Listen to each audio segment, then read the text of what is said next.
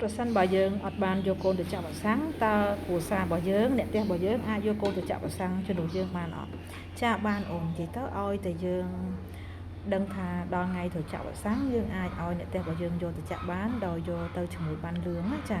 យកបានលឿងឬក៏បានចាក់វ៉ាក់សាំងរបស់កូនហ្នឹងយកទៅជាមួយផងចាដើម្បីអីឲ្យពេទ្យគាត់ដឹងថាកូនយើងអាយុប្រហែលខែ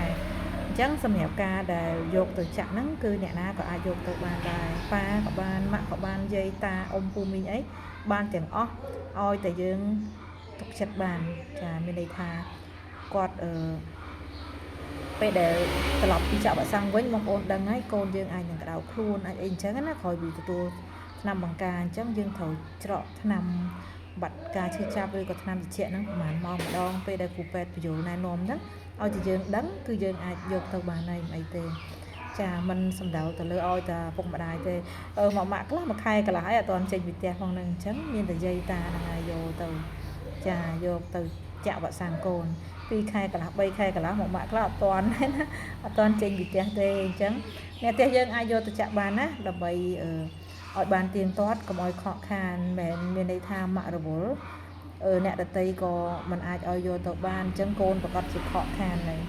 ខកខានម្ដងឬ2ដងគឺយើងអត់បានចាក់តាមការណាត់វ៉ាក់សាំងក៏វាអត់សូវមានប្រសិទ្ធភាពដូចដែលយើងចាក់តាមណាត់ដែរឧទាហរណ៍វ៉ាក់សាំងមួយខែកន្លះវាមានខាន់ស្លាក់ក្អកមាន់តេតាណូសនៅក្នុងនឹងស្វិតដៃជើងអីបងប្អូននៅក្នុងនឹងតែបើយើងលើកទី2គឺយើងអត់បានយកទៅចាក់តាមណាត់ឬក៏ទៀងទាត់ពេលវេលាអាការដែលយើងបណ្ដុះវ៉ាក់សាំងហ្នឹងគឺក៏វាអ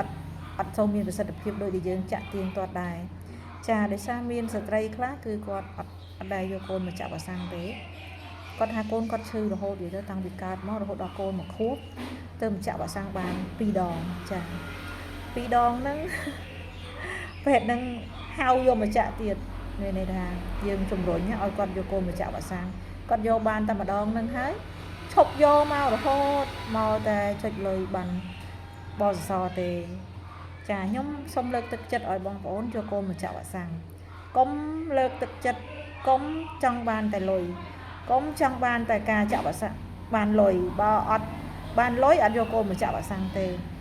អ្នកខ្លះគេអត់មានទទួលបានអត្ថប្រយោជន៍អីទេប៉ុន្តែគេយកកូនគេមកចាក់វ៉ាក់សាំងទៀងទាត់ណាស់បងប្អូនមិនឲ្យលើកមកពេលមួយថ្ងៃណាមួយទេនឹងគេអត់មានទទួលបានអត្ថប្រយោជន៍អីសោះពីបអសឬបានសមត្ថភាពហើយយើងទទួលបានអត្ថប្រយោជន៍ហើយអត់យកកូនមកចាក់វ៉ាក់សាំងទៀតខ្ញុំសួរថាគិតអីចាគិតអីរហងៃចង់និយាយច្រើនទេដោយសារជួបច្រើនបានលើកមកខ្លះគីឡូបងប្អូនខ្លះដែលមើលវីដេអូនេះហើយមានអ្នកអញ្ចឹងដែរអញ្ចឹងសូមគិតសារឡើងវិញយកកូនទៅចាក់វ៉ាក់សាំងឲ្យបានទៀងទាត់ទោះយឺតតិចតួចក៏យកទៅចាក៏យកទៅចាក់ទៅมันជាបញ្ហាអីទេឲ្យតែយើងដឹងថាកូនយើងលើសហើយអ្នកគ្រូដោយសារគាត់ឈឺគាត់ក្រោកគ្រូដាសាយអីចឹងពេលដែលគាត់ជាសះស្បើយល្អយកទៅចាក់ទៅ